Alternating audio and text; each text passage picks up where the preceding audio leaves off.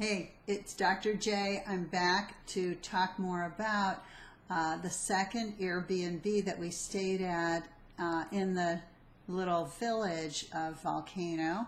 Not in the park. The park was closed, but there is a small little community just outside the park called Volcano Town. We stayed there at an Airbnb, and the Airbnb was okay. It was pretty small. Nice back porch, good size space for the bed. Shower was large, but every time you took a shower, you'd also get the the toilet and sometimes the toilet paper wet as well. So that needed some work. But nonetheless, we didn't spend that much time in the town of Volcano because it was very wet. There were earthquakes, usually several a day in Volcano, and things never seem to dry there, and it could be that it's that way all the time.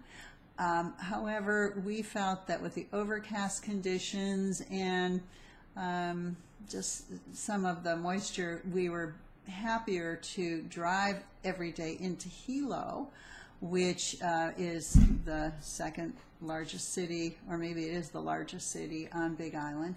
But we liked Hilo. It was partly cloudy when we were in Hilo, and we had a lot of fun with taking a helicopter ride over the lava flow for about an hour. And then we also used Hilo as our base for exploring some of the beautiful waterfalls and a tropical botanical garden and all.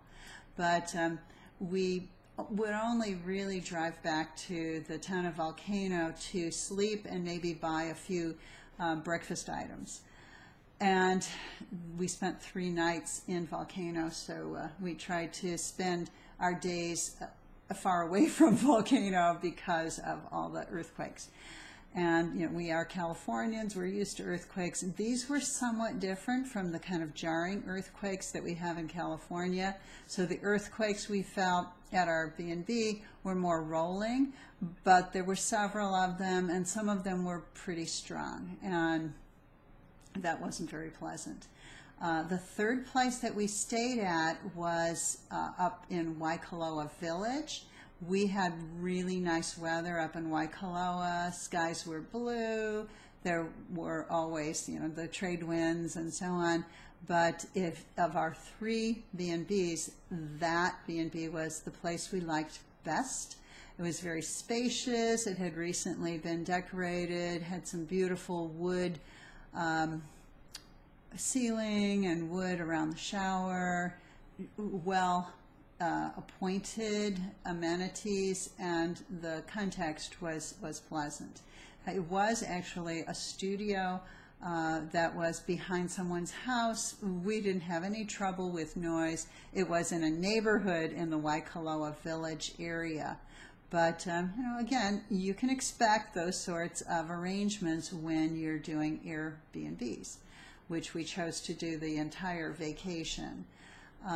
And in fact, the person who was managing the Airbnb let us stay several hours beyond our checkout time to catch our evening flight, and that helped us a great deal. So we were also quite pleased with the flexibility of the owner.